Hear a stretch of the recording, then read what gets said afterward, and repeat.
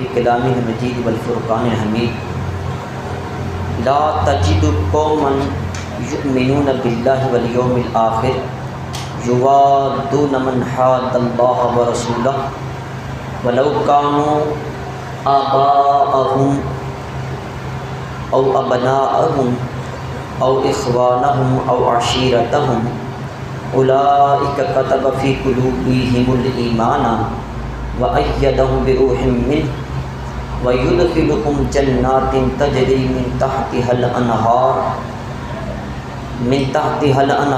خالدين فيها رضي الله عنهم ورضوا عنه أولئك حزب الله ألا إن حزب الله هم المفلحون. وقال الله تعالى في مقام آخر في شان حبيب إن الله وملائكته يصلون على النبي یا ایھا الذین آمنوا صلوا علیہ وسلموا تسلیما. باغ سے بلند درود پاک. الصلاۃ والسلام علیکہ سیدی یا رسول اللہ، الصلاۃ والسلام علیکہ سیدی یا حبیب اللہ، الصلاۃ والسلام علیکہ سیدی یا نبی اللہ وعلی آلک واصحابک سیدی یا محبوب اللہ. تنم فرسود جاں پاراز ہجراں یا رسول اللہ، دلم پی مرد آواراز اسیاں یا رسول اللہ. ذکر دخیش حیرانم سیاہ شدروز اسیانم پشیمانم پشیمانم پشیمان یا رسول اللہ. چو بازوب شفاعت را کشائی بر گناہ گاراں مکن محروم جامی را در آجا یا رسول اللہ. چو سوی من گزر آری من مسکین ناداری فدائے نقش نالینت کنم جاں یا رسول اللہ. فدائے نقش نالینت کنم جاں یا رسول اللہ. فدائے نقش نالینت کنم جاں یا رسول اللہ. گناہ گارم سیہ کارم شفاعت یا رسول اللہ. خراب و خستہ و خارم شفاعت یا رسول اللہ. تو غنی از ہر دو عالم فقیر روز محشر عذر ہائے پذیر. گر تمہیں بھی حساب ناگزیر از نگاہ مصطفیٰ پنہا بگیر. میری زندگی کا مقصد تیرے دین کی سرفرازی، میں اسی لیے مسلمان، میں اسی لیے نمازی. میرے نہایت واجب الاحترام عزیز بزرگ دوستوں، تحفظ ناموس رسالت صلی اللہ علیہ وآلہ وسلم کے موضوع کے اوپر پچھلے جمعے بھی میں آپ کے سامنے کچھ گزارشات پیش کر رہا تھا. آج اسی موضوع کو مزید آگے آپ کے سامنے بیان کروں گا. اللہ تعالیٰ کی بارگاہ میں دعا ہے اللہ تعالیٰ سنا کے عمل کر کے آگے پہنچانے کی توفیق عطا فرمائے. عزیز سامعین محترم، حضور صلی اللہ علیہ وآلہ وسلم کی ناموس میں صحابہ کرام نے جہاں پہرے دیے وہاں حضور صلی اللہ علیہ وآلہ وسلم کی اتباع پیروی اس حد تک کی کہ اس کی مثال آج تک ہمیں تاریخ کے دنیا میں نہیں ملتی ہے. کس انداز سے حضور علیہ السلام کی اداؤں سے بھی محبت کرتے، سرکار دو عالم صلی اللہ علیہ وسلم کے باتوں پر بھی عمل کرتے، آپ کی اداؤں کے اوپر بھی عمل کرتے ہیں.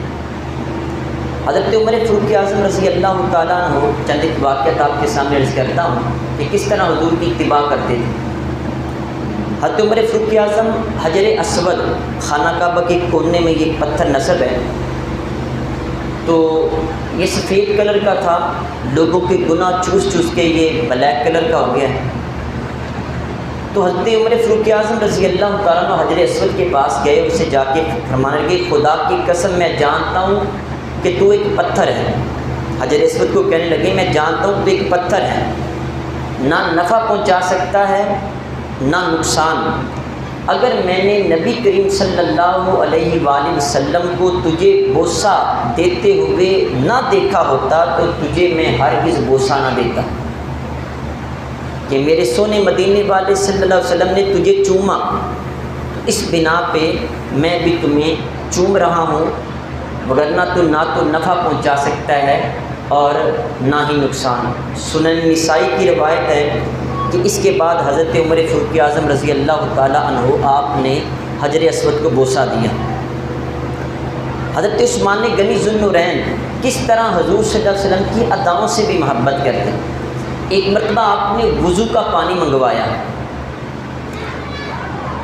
آپ کا دور حکومت تھا، وضو کا پانی منگوایا اور اس کے بعد آپ نے وضو فرمایا پھر آپ مسکرانے لگے، ہونٹوں پہ مسکراہٹ آ گئی۔ اپنے جو ساتھی تھے ان سے پوچھنے لگے تمہیں پتہ ہے کہ میں نے وضو کا پانی منگوا کے وضو کر کے مسکرانا کیوں شروع کیا؟ ساتھیوں نے کہا جی ہمیں تو نہیں پتہ، آپ ہی بتا دیں۔ اب دیکھیے محبت کس حد تک صحابہ کرام کے دلوں میں رچی بسی تھی، حضور صلی اللہ علیہ وسلم کی اداؤں کے ساتھ بھی آپ نے کہا کہ سنو میرے مسکرانے کی وجہ کیا ہے؟ ایک مرتبہ کریم آقا صلی اللہ علیہ وآلہ وسلم نے اسی طرح وضو کا پانی منگوایا، وضو فرمایا، اور وضو فرمانے کے بعد کریم آقا صلی اللہ علیہ وسلم مسکرانے لگے۔ پھر آپ صلی اللہ علیہ وآلہ وسلم نے صحابہ کرام کی طرف توجہ فرمائی اور ان سے پوچھا صحابہ تمہیں پتہ ہے کہ میں کیوں مسکرایا ہوں؟ صحابہ نے کہا کہ یہ اللہ اس کے رسول بہتر جانتا ہے، حضور آپ ہی بتا دیں۔ تو کریم آقا صلی اللہ علیہ وسلم نے فرمایا کہ بندہ جب وضو کرتا ہے اپنا چہرہ دھوتا ہے تو چہرے کے سارے گناہ ختم ہو جاتے ہیں۔ جب بندہ اپنے ہاتھ کونیوں سمیت دیتا ہے تو اس کے ہاتھوں سے کیے ہوئے سارے گناہ اللہ مٹا دیتا ہے۔ جب اپنے سر کا مسح کرتا ہے تو اللہ سر کے سارے گناہ معاف فرما دیتا ہے۔ جب بندہ اپنے پاؤں ٹخنوں تک دھوتا ہے تو اللہ تبارک و تعالیٰ اس کے پاؤں کے سارے گناہوں کو مٹا دیتا ہے۔ اسی وجہ سے میں نے مسکرانا شروع کیا۔ تو حضرت عثمان غنی ذو النورین رضی اللہ تعالیٰ عنہ آپ اپنے ساتھیوں سے بالکل وہی ادائے مصطفیٰ صلی اللہ علیہ وآلہ وسلم کو ادا کرنے کے لیے، ادائے مصطفیٰ صلی اللہ علیہ وسلم کو ادا کرنے کے لیے صحابہ کے سامنے، اپنے ساتھیوں کے سامنے وضو کا پانی منگوا کے وضو کیا اور پھر مسکرانا شروع کر دیا کہ میرے محبوب اس طرح مسکرائے تھے۔ حالانکہ بات آپ ویسے بھی بتا سکتے تھے، لیکن وہی سرکار کی سنت کو اپنایا اور بتایا کہ میں حضور صلی اللہ علیہ وسلم کے ایک ایک عمل کو بھی ادا کر کے اپنی محبت کا اظہار کر رہا ہوں۔ حضرت عبداللہ بن عمر رضی اللہ تعالیٰ عنہ جو کہ حضرت عمر فاروق اعظم رضی اللہ تعالیٰ عنہ کے بیٹے تھے اور اپنے دور کے جلیل القدر صحابہ کرام اہل علم جو تھے ان میں ان کا شمار ہوتا تھا، لوگ ان سے فتوے بھی پوچھتے، مسئلے مسائل بھی پوچھتے، اور والہانہ محبت سرکار کی ذات سے اس حد تک تھی کہ سرکار کی اداؤں سے بھی محبت کرتے۔ ایک مرتبہ ایک جگہ پر اپنی اونٹنی کے چکر لگوانا شروع کر دی۔ اچھا کوئی عام بندہ اس طرح کا انداز اپنائے تو بندہ وہاں بھی حیران ہوتا ہے کہ یار یہ سمجھدار بندہ ہے، یہ کیسا عمل کر رہا ہے۔ لیکن وہ شخصیت جو صحابہ کرام میں بہت بڑا مقام رکھتی تھی، جن سے لوگ مسئلے مسائل بھی پوچھتے، فتوے بھی ان سے لیتے، ان شخصیت کا ایک جگہ پہ اپنی اونٹنی کو چکر لگوانا، ظاہر ہے اتنی بڑی شخصیت تو ایسے ہی چکر لگوانا شروع کر دے، بندہ حیران تو ہوتا ہے۔ تو اب حضرت عبداللہ بن عمر سے پوچھا کہ جناب آپ یہاں پہ چکر کیوں لگوا رکھے ہیں، اس میں کون سی حکمت ہے، وجہ کیا ہے، کیوں لگوا رہے ہو؟ حضرت عبداللہ بن عمر رضی اللہ تعالیٰ عنہ کا جواب سنیں تو آپ فرمانے لگے کہ مجھے نہیں پتہ کہ یہاں میں چکر کیوں لگا رہا ہوں، مجھے صرف اتنا پتہ ہے کہ کریم آقا صلی اللہ علیہ وسلم نے یہاں اپنی اونٹنی کے چکر لگوائے تھے، میں ادائے مصطفیٰ کو ادا کر رہا ہوں، میں تو اپنے محبوب کی ادا کو یہاں آپ کے سامنے پیش کر رہا ہوں، میں تو حضور کی سنت کو ادا کر رہا ہوں۔ یہ کریم آقا صلی اللہ علیہ وسلم کے ساتھ والہانہ محبت تھی صحابہ کرام کی۔ تو حضور صلی اللہ علیہ وآلہ وسلم سے اس حد تک جو صحابہ محبت کرتے تھے، تو یہ ان کی محبت صرف حلق سے اوپر تک نہیں تھی، یہ پریکٹیکل لائف ان کی دیکھیں، عملی ان کی زندگی دیکھیں تو وہاں بھی ہر لحاظ سے اپنی محبت میں یہ کامل نظر آتے ہیں۔ حضور صلی اللہ علیہ وآلہ وسلم کی ناموس کا جہاں بھی مسئلہ آیا، جب بھی صحابہ کرام کے دور میں آیا، چونکہ آپ صلی اللہ علیہ وسلم نے سارے وہاں کافر تھے، وہ بتوں کی پوجا کرتے تھے، بتوں کے سامنے سجدے کرتے تھے، تو حضور صلی اللہ علیہ وسلم نے ان کو بتوں کی پوجا سے منع کیا۔ تو جو اپنی خاندانی روایات کو نہیں چھوڑنا چاہتے تھے وہ آپ کے جانی دشمن بن گئے، اپنے ہی رشتہ دار، اپنے ہی پیارے حضور علیہ السلام کے خلاف ہو گئے۔ تو وہاں دشمنی عروج پر تھی اور طرح طرح کے طریقوں سے حضور علیہ السلام کی شانوں پر حملہ کیا جاتا تھا، لیکن صحابہ اکرام کبھی بھی ایسا نہیں ہوتا تھا کہ وہ وہاں کوئی حضور صلی اللہ علیہ وسلم کی عزت اور ناموس کا معاملہ اور صحابہ خاموش ہو جائیں۔ یہاں یا وہ یہ کہیں کہ ہم مشورہ کر کے پھر بتائیں گے، ایٹ دا اسپاٹ، موقع کے اوپر جہاں جس نے جو سرکار کی شان میں گستاخی کی اشارتاً بھی کوشش کی تو صحابہ اکرام نے گریبان سے اس کو پکڑ لیا۔ اور یاد رکھیں کہ سرکار دو عالم صلی اللہ علیہ وآلہ وسلم کی عزت و ناموس کا جو مسئلہ ہے، اس میں نے پچھلے جو میں یہ عرض کیا تھا کہ آپ صلی اللہ علیہ وسلم نے خود اپنے گستاخوں کو قتل کروانے کا حکم دیا۔ جب فتح مکہ ہوا تو ایک ظالم تھا جو سرکار کی شان میں گستاخیاں کرتا تھا، صاحب اس کی 2 لونڈیاں بھی تھیں، اور خانہ کعبہ کے اندر قتل کرنا جائز نہیں، حرم کے اندر آ جائے تو اس کو امان ملتی ہے۔ وہ شخص خانہ کعبے کے غلاف کے اندر جا کے چھپ گیا، حضور علیہ الصلوۃ والسلام نے صحابہ کو حکم دیا وہاں جا کے اس کو قتل کر دو۔ آپ نے اپنے گستاخوں کو خود قتل کروایا، اور اگر اپنے دشمنوں کو معاف کیا تو وہ سرکار کی سنت ہے، آپ بھی اپنے دشمنوں کو معاف کریں۔ لیکن امت کا اس معاملے کے اندر، ناموس رسالت کے اندر فتویٰ یہ ہے کہ جس نے کریم آقا صلی اللہ علیہ وآلہ وسلم کی ذات کے اوپر یا آپ کی صفات کے اوپر دینی یا شخصی معاملات کے اندر کسی لحاظ سے بھی حضور کی شان میں کوئی گستاخی کی تو وہ بندہ واجب القتل ہے، اور پکا پکا وہ کافر ہو جاتا ہے۔ حتیٰ کہ فتاوی عالمگیری کے اندر یہاں تک لکھا ہے کہ لو قال للنبی صلی اللہ علیہ وسلم نعیل یکفر، اگر کسی شخص نے حضور علیہ الصلوۃ والسلام کے نالین پاک جوتے مبارک کو جتڑی کہہ دیا، جوتا مبارک جو تھا اس کو جتڑی کہہ دیا تو وہ بھی پکا پکا کافر ہو جاتا ہے۔ اس نے تحقیر کی ہے، شان میں کمی کی ہے، اور یہ امت کا اجماع اس بات کے اوپر کہ اس گستاخ کی معافی صرف اور صرف یہ حد اس کے اوپر جاری ہوگی، قتل اس کو کیا جائے گا۔ یعنی اگر کوئی بندہ یہ کہے، حکومت کہے گی نہیں جی معاملات ایسے ہیں ویسے ہیں، یہ حالات سازگار نہیں ہیں اور ابھی حالات کچھ سازگار ہوں گے تو پھر ہم ایسا کریں گے، یا دنیا ہمارے خلاف ہو جائے گی، ہمارے اوپر انٹرنیشنل پابندیاں لگ جائیں گی اور ہمارے ساتھ سوشل بائیکاٹ کر دیا جائے گا، کچھ بھی ہو جائے، روزی روٹی کا مالک صرف اللہ تعالیٰ ہے۔ اس معاملے میں 2 رائے رکھنے کی ضرورت ہی نہیں ہے۔ حضور صلی اللہ علیہ وسلم کی شان میں اگر کسی نے گستاخی کی تو فوراً اس کے خلاف فیصلہ ہے اور اس کو قتل کر دیا جائے۔ یہی امت کے لیے بھی بہتر ہے، یہی اس دنیا کے لیے بھی بہتر ہے۔ حضور علیہ الصلوۃ والسلام کی یہ رحمت للعالمین ہے کہ اس کو قتل کر دیا جائے۔ اگر نہ قتل کیا جائے تو یہ ایسا سلسلہ شروع ہو جائے گا، آج ایک نے گستاخی کی، معافی مانگ لی، کل دوسرے کی، کل تیسرے نے کی، تو پھر سرکار کی شانوں کا لحاظ نہیں رکھا جا سکتا۔ جس طرح یہ حد کے طور پہ قتل کیا جائے گا، اگر کسی نے شراب پی ہے اس کو کوڑے لگیں گے، کسی نے قتل کیا ہے تو قصاصاً اس کو قتل کیا جائے گا، جس کا جو نقصان کیا ہے ویسے ہی اس کا نقصان کیا جائے گا۔ تو امت کا یہ فیصلہ اس کو قتل کیا جائے۔ اور یہ بھی یاد رکھیں، ہمیشہ غریب احتجاج کرتا ہے، امیر بدلہ لیتا ہے۔ کبھی ایسا ہو پنڈ کے چودھری کے خلاف کسی نے کوئی گالی دی ہو تو کیا چوک بازار میں آ کے وہ احتجاج کرتا ہے؟ وہ یہ کرے جی نہیں جی میرے خلاف فلاں بندے نے مجھے گالی دی ہے یا اس نے میرے خلاف بات کی ہے تو جب تک اس کے خلاف یہ حکومت فیصلہ نہیں کرے گی میں احتجاج جاری رکھوں گا۔ کبھی ایسا نہیں ہوتا۔ جو طاقتور ہے وہ بدلہ لیتا ہے، جو کمزور ہے وہ احتجاج کرتا ہے۔ ہم کمزور ہیں تو احتجاج کرتے ہیں، وگرنہ حق تو یہ تھا کہ وہ انڈیا کی گستاخہ نے جب سرکار کی شان میں گستاخی کی تو پاکستان کی طرف سے ان کو پیغام دیا جاتا اتنے گھنٹے تمہارے پاس ہیں، اس کو ہمارے حوالے کر دو یا اس کی گردن تن سے جدا کر دو وگرنہ ہم تمہارے اوپر حملہ کر دیں گے۔ حق تو اصل ایمان کا یہ تھا۔ اپنی کرسی کی باری آئے، اپنی عزت و ناموس کی باری ہے تو لوگ سڑکوں پہ بھی آتے ہیں، یہی سیاستدان رستے بند کرتے ہوئے نظر آتے ہیں، طرح طرح کی اوچھے ہتھ کنڈے استعمال کرتے ہیں اپنی کرسی کے لیے، اپنی عزت کے لیے۔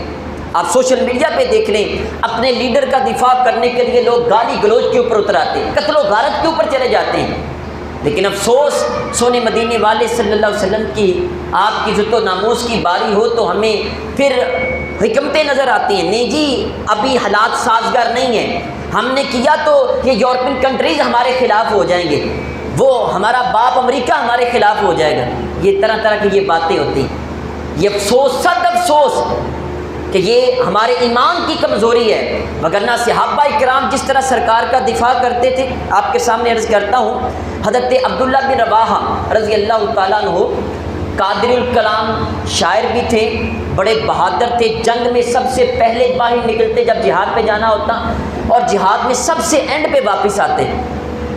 اور اس قدر سرکار دو عالم صلی اللہ علیہ وآلہ وسلم سے محبت فرماتے، دینی معاملات پہ عمل کرتے، متقی پرہیزگار بھی تھے. ایک مرتبہ جب غزوہ خیبر ہوا، اللہ تعالیٰ نے خیبر میں مسلمانوں کو فتح عطا کی، تو ان کی ڈیوٹی لگی کہ وہاں ان سے جو ٹیکس لینے جانا تھا وہ آپ کی ڈیوٹی لگی. اب وہاں جاتے کھجور کے اور اناج کے علیحدہ علیحدہ ڈھیر بناتے آدھا آدھا، اور یہودیوں سے آ کے کہتے کہ جو تمہیں ڈھیری پسند ہے وہ لے لو. تو ایک مرتبہ آپ ایک سال گئے تو انہوں نے اپنی عورتوں کا سونا اکٹھا کر کے حضرت عبداللہ بن رواحہ کی بارگاہ میں پیش کیا، اور یہ کہا جناب تھوڑی سی نرمی کر لیا کریں. حضرت عبداللہ بن رواحہ غصے میں آ گئے. آپ نے سونا ان کی طرف پھینکا اور کہا کہ ظالموں یہ رشوت ہے. آج ہمارے معاشرے میں رشوت لی جاتی ہے، تحفہ اس کا نام رکھ دیا گیا ہے. جس کی جو بھی سرکاری ڈیوٹی ہے اور اس ڈیوٹی کے لیے اگر وہ کسی سے پیسے لیتا ہے، اسی کا نام تو رشوت ہے. رشوت کا نام چینج کر دیا گیا، مٹھائی رکھ دیا گیا، بچوں کے لیے تحفہ رکھ دیا گیا. نہیں جی یہ ہمارے بچوں کے لیے بھتیجوں کے لیے مٹھائی لے جانا، جی ہم اپنی خوشی سے دے رکھے ہیں، یہ مٹھائی اپنی خوشی سے دے رہے ہیں آپ کو، ہم رشوت تو نہیں دے رہے. رشوت کا نام چینج کر دیا گیا ہے. حضرت عبداللہ بن رواحہ نے ان کی طرف پھینکا، کہا خبردار اگر تم نے مجھے اس بات کے اوپر کنونس یا قائل کرنے کی کوشش کی، یہ رشوت ہے، یہ رشوت حرام ہوتی. یہی حضرت عبداللہ بن رواحہ کا حضور علیہ الصلوۃ والسلام کے ناموس کی حفاظت کرنے کا انداز دیکھیں. کریم آقا صلی اللہ علیہ وآلہ وسلم ایک مرتبہ گدے مبارک پہ سوار ہو کے جا رہے تھے، تو ایک روایت کے اندر وہ زمین وہ اس طرح کی تھی کہ جہاں پہ گرد اٹھتی تھی، تو گدے مبارک نے وہاں پہ پیشاب کر دیا. تو عبداللہ بن ابی بن سلول یہ منافق اعظم تھا، جب اس نے یہ دیکھا تو ناک چڑھائی اور کہنے لگا کہ واللہ لقد آذانی نتن حمارک. حضور علیہ الصلوۃ والسلام کو کہنے لگا کہ آپ کے گدے کی بدبو نے مجھے تکلیف دی ہے. حضرت عبداللہ بن رواحہ نے جب آپ بھی وہاں موجود تھے، آپ نے یہ نہیں پوچھا کہ میں سرکار سے پوچھتا ہوں کہ حضور میں اس کا جواب دوں یا نہ دوں، نہیں، بلکہ فوراً جواب دیا. اور یہ بھی نہیں کیا آپ نے کہ اس نے گستاخی کی اور آپ نے ہاتھ باندھ کے نعت شریف پڑھنا شروع کر دی، یا آپ نے یہ کہنا شروع کر دیا. نہیں جی، قرآن پاک میں اللہ تعالیٰ فرماتا ہے وَرَفَعْنَا لَكَ ذِكْرَكَ، ہم نے آپ کے لیے آپ کی شانوں کو بلند کر دیا.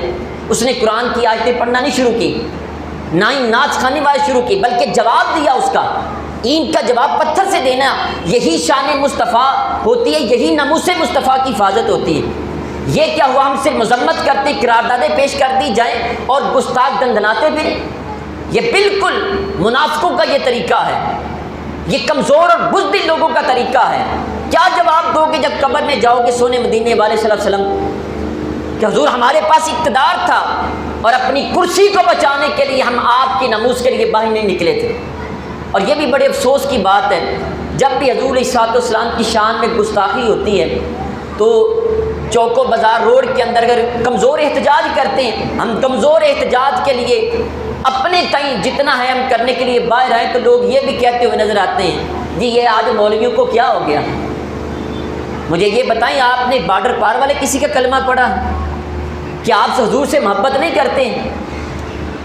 کیا یہ دفاع کرنا صرف مولویوں کا کام ہوتا ہے؟ ہر ایک کا کام ہے. قبر میں آپ نے نہیں جانا، کیا سرکار کی شفاعت کی آپ کو ضرورت نہیں؟ کیا آپ کے اوپر کوئی ذمہ داری نہیں؟ سب کے اوپر یہ ذمہ داری ہوتی ہے. اپنے تئیں حضور علیہ الصلوۃ والسلام کے ناموس کی حفاظت کرنا ہر ایک کے اوپر یہ لازم ہے. تو حضرت عبداللہ بن رواحہ جب آپ نے یہ سنا، اس نے یہ کہا کہ آپ کے گدے کی بدبو نے مجھے تکلیف دی ہے. تو حضرت عبداللہ بن رواحہ رضی اللہ تعالیٰ عنہ آپ نے وہاں فوراً دو روایتیں ہیں، اس کو جواب کیا دیا، فرمایا واللہ لحمار رسول اللہ اطیب ریحا منکا، میں خدا کی قسم کھا کے کہتا ہوں کہ حضور علیہ الصلوۃ والسلام کا جو گدا مبارک ہے اس کی خوشبو بھی تجھ سے زیادہ بہتر ہے. ایک طرف انسان ہے جس کو اشرف المخلوقات کہا جاتا ہے، اور دوسری طرف وہ گدا، دونوں کا کمپیریزن کیا جا رہا ہے، سرکار کی موجودگی میں کیا جا رہا ہے. اس نے کہا کہ آپ کے گدھے کی بدبو نے مجھے تکلیف دی۔ صحابی رسول کہتے ہیں کہ خدا کی قسم حضور کا جو گدھا مبارک ہے اس کی خوشبو بھی تجھ سے بہتر ہے۔ دوسری روایت ذرا سنیں، فرمایا کہ واللہ لبولو حمار رسول اللہ صلی اللہ علیہ وسلم اطیب ریحا منکا، ظالم تو یہ کہتا ہے کہ حضور کے گدھے کی بدبو نے مجھے تکلیف دی؟ سن، ہمارا یہ عقیدہ ہے حضور علیہ الصلوۃ والسلام کے گدھے کا جو پیشاب ہے وہ بھی تجھ سے زیادہ خوشبودار ہے۔ اب یہاں پہ وہ ایک طرف انسان، دوسری طرف گدھا نہیں، گدھے کا پیشاب حضور کی موجودگی میں کہا جا رہا ہے کہ حضور آپ صلی اللہ علیہ وآلہ وسلم کی بارگاہ میں کھڑے ہو کے آپ کی ناموس کی حفاظت کی جا رہی ہے۔ یہ صحابہ کرام کا یہ طریقہ اور وتیرہ تھا۔ عزیز سامعین محترم، اس سے آگے چلیں، قرآن پاک کے اندر سورہ مجادلہ کے اندر اللہ تبارک و تعالیٰ نے صحابہ کرام کی کچھ صفات بیان کی اور ان کا یہ ایمان ہمارے سامنے بیان کیا، اور آج کا جو حقیقی مسلمان ہے اس کے لیے بھی یہ پیٹرن دیا کہ کس طرح وہ حضور علیہ الصلوۃ والسلام کے مقابلے میں جب کسی کی محبت آئے اس کو رد کرتا ہے۔ فرمایا کہ لا تجد قوما یؤمنون باللہ والیوم الآخر، کیا محبوب علیہ الصلوۃ والسلام آپ کبھی بھی ایسی قوم کو، لوگوں کو نہیں پائیں گے جو اللہ اس کے رسول کے اوپر بھی ایمان رکھیں، اور یوادون من حاد اللہ و رسولہ، اور اللہ اس کے رسول کے ساتھ جو دشمنی رکھتے ہیں ان کے ساتھ دوستیاں رکھیں؟ ایسا نہیں ہوگا۔ اللہ پہ بھی ایمان رکھیں، اللہ کے محبوب پہ بھی ایمان رکھیں، اور ساتھ ان کی دوستیاں بارڈر پار والوں کے ساتھ ہوں، ان کی دوستیاں کافروں کے ساتھ ہوں، عیسائیوں کے ساتھ ہوں، یہودیوں کے ساتھ ہوں۔ ایسا نہیں ہوتا، اور یہ اتنے پکے مومن ہوتے ہیں وَلَوْ كَانُوا آبَاءَهُمْ أَوْ أَبْنَاءَهُمْ أَوْ إِخْوَانَهُمْ أَوْ عَشِيرَتَهُمْ، اگرچہ وہ جو سامنے حضور کی مخالفت کرنے والے ہیں وہ ان کے سگے باپ کیوں نہ ہوں، ان کے بیٹے کیوں نہ ہو، ان کے بھائی کیوں نہ ہو، ان کے خاندان کیوں نہ ہو، اگر وہ در مصطفیٰ کا غلام نہیں ہے تو یہ ان کو اپنا دشمن بنا لیتے ہیں، کبھی بھی ان کے ساتھ یہ دوستیاں نہیں رکھتے ہیں۔ یہ واضح طور پہ مومنوں کی نشانی بیان کی۔ پھر اللہ تبارک و تعالیٰ یہ فرماتا اولئک کتب فی قلوبہم الایمان، یہی وہ لوگ ہیں جن کے دلوں میں اللہ تعالیٰ نے ایمان کو لکھ دیا ہے، اور فرمایا وَأَيَّدَهُم بِرُوحٍ مِّنْهُ، اور یہی وہ لوگ ہیں کہ روح القدس جبریل علیہ السلام ان کی تائید اور مدد کرتے ہیں آگے، اور فرمایا وَيُدْخِلُهُم جَنَّاتٍ تَجْرِی مِن تَحْتِهَا الْأَنْہَارُ خَالِدِینَ فِیہَا، یہی وہ لوگ ہیں کہ جن کو اللہ تعالیٰ ایسی جنتوں میں داخل کرے گا جن کے نیچے نہریں بہہ رہی ہیں اور ہمیشہ ہمیشہ ان میں رہیں گے۔ کون سے لوگ؟ جو اللہ رسول پہ ایمان لائیں اور چاہے اپنے قریبی کیوں نہ ہوں، اگر وہ اللہ رسول پہ ایمان نہیں لاتے تو ان کے ساتھ سخت دشمنی رکھتے ہیں۔ اور یہ فرمایا کہ رضی اللہ عنہم ورضوا عنہ، اللہ تعالیٰ نے فرمایا یہی جو لوگ ہیں ان کے اوپر اللہ بھی راضی ہے، وہ اللہ کے اوپر بھی راضی ہیں۔ یعنی جتنی مرضی نمازیں پڑھ لیں، اگر حضور علیہ الصلوۃ والسلام کی خاطر اپنوں سے بھی تم نے دشمنی نہ کی، اگر سرکار کی خاطر تم نے ہمسایوں سے بھی دشمنی نہ کی، یعنی جو اللہ اس کے رسول کو نہیں مانتے ان کے ساتھ دشمنی نہ رکھی، تمہاری نمازیں بھی منہ پہ دے ماری جائیں گی، روزے حج زکوٰۃ بھی منہ پہ دے ماری جائیں گی۔ اور فرمایا کہ اولئک حزب اللہ، یہی اللہ کا گروہ ہے، یہی اللہ کا لشکر ہے۔ الا ان حزب اللہ هم المفلحون، اور اللہ کا جو لشکر ہے وہی کامیاب ہوتا ہے۔ اب اس کے اندر 4 قریبی رشتوں کو اللہ تعالیٰ نے ذکر کیا، اگر وہ اللہ اور اس کے رسول پہ ایمان نہیں لاتے ہیں تو پھر اپنے ان قریبی رشتہ داروں کے ساتھ جو مومنین ہیں وہ کیسے ان کے مقابلے میں کھڑے ہوتے ہیں، سگے باپ ہوں، بیٹے ہوں، بھائی ہوں یا خاندان والے ہوں۔ صحابہ نے کیسے پریکٹیکل کیا؟ حضرت اس کے جو اسباب النزول ہیں، نازل ہونے کے جو اسباب ہیں، اس میں 2 آپ کے سامنے عرض کرتا ہوں۔ حضرت ابوبکر صدیق رضی اللہ تعالیٰ عنہ کے سگے باپ تھے ابو قحافہ، اور یہ بعد میں مسلمان ہو گئے تھے۔ آپ کے والد بھی صحابی تھے، آپ خود بھی صحابی تھے، آپ کے بیٹے بھی صحابی تھے، اب بیٹے کے بیٹے بھی صحابی تھے، یعنی 4 پشتوں کو صحابی ہونے کا شرف حاصل ہے۔ یہ صرف واحد حضرت ابوبکر صدیق کو یہ اعزاز حاصل ہے۔ آپ کے والد صاحب نے ایک دن حضور علیہ الصلوۃ والسلام کی شان میں گستاخی کی۔ حضرت ابوبکر صدیق کھڑے ہوئے، فسکہ ابو بکر سکتن فسکت منہا علی وجہ، آپ نے اتنی زور سے اپنے سگے باپ کو تھپڑ مارا کہ منہ کے بل زمین پر گر پڑے۔ اس کے بعد حضور علیہ الصلوۃ والسلام کی بارگاہ میں حاضر ہوئے، آ کے عرض کیا کہ حضور میرے ابا جان نے آج آپ کی شان میں گستاخی کی تو میں نے اتنے زور سے تھپڑ مارا کہ منہ کے بل زمین پہ گر پڑے۔ حضور علیہ الصلوۃ والسلام نے فرمایا کہ اب فعلتہ، کیا واقعی ایسا کیا؟ جی حضور ایسا کیا۔ فرمایا لا تعود الیہ، فرمایا دوبارہ نہ ایسے کرنا۔ سرکار نے فرمایا دوبارہ ایسے نہ کرنا۔ لیکن حضرت ابوبکر صدیق اپنا عقیدہ وہاں پہ کیا بیان کرتے، دل کی کیفیت کیسے بیان کرتے، کہتے کہ والذی بعثک بالحق نبیا لو کان السیف منی لقتلتہ، حضور میں اس ذات کی قسم کھا کے کہتا ہوں جس نے آپ کو سچا نبی بنا کے بھیجا ہے، اس رب کی قسم کھا کے کہتا ہوں کاش کہ میرے پاس وہاں تلوار ہوتی تو باپ کا سر تن سے جدا کر کے رکھ دیتا۔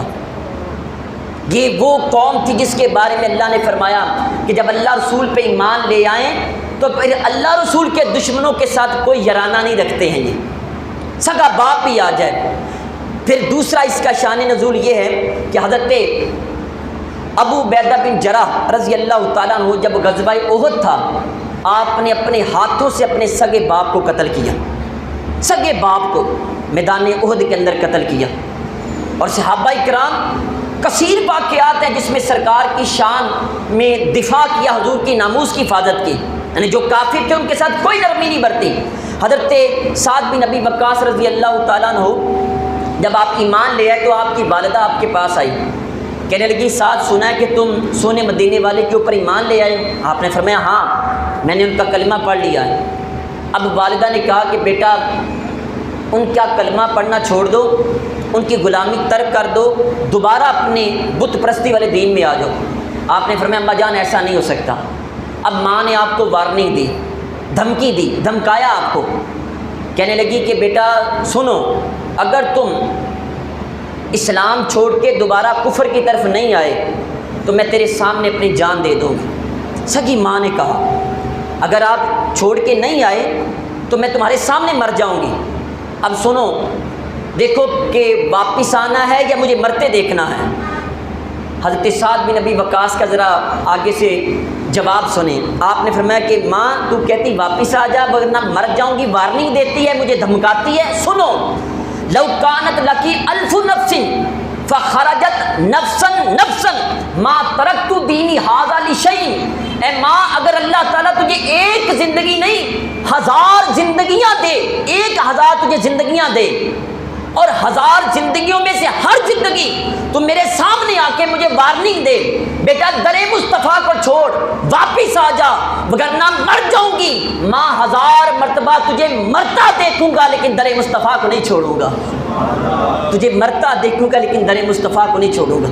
سگی ماں بھی سامنے آئے تو کبھی ایسا نہیں ہوتا کہ اللہ رسول کے مقابلے میں اس کو قبول کیا جائے۔ حضرت ابوبکر صدیق رضی اللہ تعالیٰ عنہ آپ ایک مرتبہ اپنے گھر میں بیٹھے تھے تو آپ کا بیٹا حضرت عبد الرحمن بن ابی بکر رضی اللہ تعالیٰ عنہ بعد میں مسلمان ہوئے، آپ اس کا ٹیک لگا کے بیٹھے تھے تو بیٹا آپ کے پاس بیٹھا تھا، کہنے لگا ابا جان آپ سے ایک بات عرض کروں؟ آپ نے فرمایا جی کرو۔ ابا جان جب غزوہ بدر تھا میں کافر تھا، کافروں کی طرف سے آیا تھا اور آپ سرکار کی طرف سے آئے تھے تو کئی مرتبہ ایسے ہوا کہ آپ میری تلوار کے نیچے آئے لیکن آپ میرے سگے باپ تھے، میں نے آپ کو چھوڑ دیا۔ حضرت ابوبکر صدیق ٹیک لگائی تھی، فوراً کھڑے ہوئے اور غصے میں آ گئے، کہا بیٹے سن خدا کی قسم کھا کے کہتا ہوں کاش کہ ایک مرتبہ بھی میری تلوار کے نیچے آتا، میں کبھی بھی تجھے معافی نہیں دے سکتا تھا، کیونکہ تو اللہ رسول کے مقابلے میں آیا تھا، تو حضور علیہ الصلوۃ والسلام کی عزت و ناموس کے مقابلے میں آیا تھا، تو حضور کے خلاف آیا تھا، اور سرکار دو عالم صلی اللہ علیہ وسلم کے مقابلے میں سگا بیٹا بھی آئے تو ہم اس کو معاف نہیں کرتے۔ بلکہ ایک روایت میں یہ آتا ہے کہ جب جنگ شروع ہونے لگی تو اس وقت حضرت ابوبکر صدیق سرکار کی بارگاہ میں آئے، عرض کیا حضور سامنے کافروں کی صفوں میں مجھے اپنا سگا بیٹا عبد الرحمن نظر آ رہا ہے۔ حضور نے پوچھا تو پھر کیا چاہتے ہو؟ حضور مجھے اجازت دو کہ میں ان سے مبارزت کروں۔ مبارزت کہتے ہیں کلم کلا مقابلہ، پنجابی میں جسے کہتے ہیں۔ پھر میں اس کو میں للکارتا ہوں، وہ بھی سامنے آئے، ادھر میں باپ ہو کے سامنے آتا ہوں اور اس کو بتاتا ہوں سرکار کے مقابلے میں آئے ہو کیسے میں تمہارا مقابلہ کرتا ہوں۔ حضور علیہ الصلوۃ والسلام نے فرمایا نہیں ابو بکر ابھی تمہیں اجازت نہیں ہے۔ حضور صلی اللہ علیہ وسلم کے مقابلے میں جب بھی کوئی کافر آتا، چاہے سگا باپ ہو، بیٹا ہو، بھائی ہو، رشتہ دار ہو، صحابہ نے کبھی اس کو حضرت عمر فاروق اعظم رضی اللہ تعالیٰ نے سگے ماموں کو اپنے ہاتھوں سے قتل کیا۔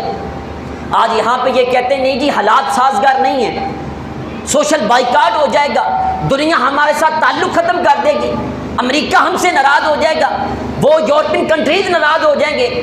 ہم یہ پوچھنا چاہتے ہیں کہ آپ کو روزی روٹی وہ کافر دیتے ہیں یا اللہ دیتا؟ تم نے کلمہ سونے مدینے والے کا پڑھا ہے یا ان کا پڑھا ہے؟ تم نے تمہاری معیشت کو وہ چلا رہے یا اللہ چلا رکھا ہے؟ ایمان کی یہ کمزوری ہے کہ گستاخ رسول دنیا میں زندہ دندناتا پھرے اور ہم صرف وہاں مذمتیں پیش کرتے رہیں اور صرف احتجاج کرتے رہیں۔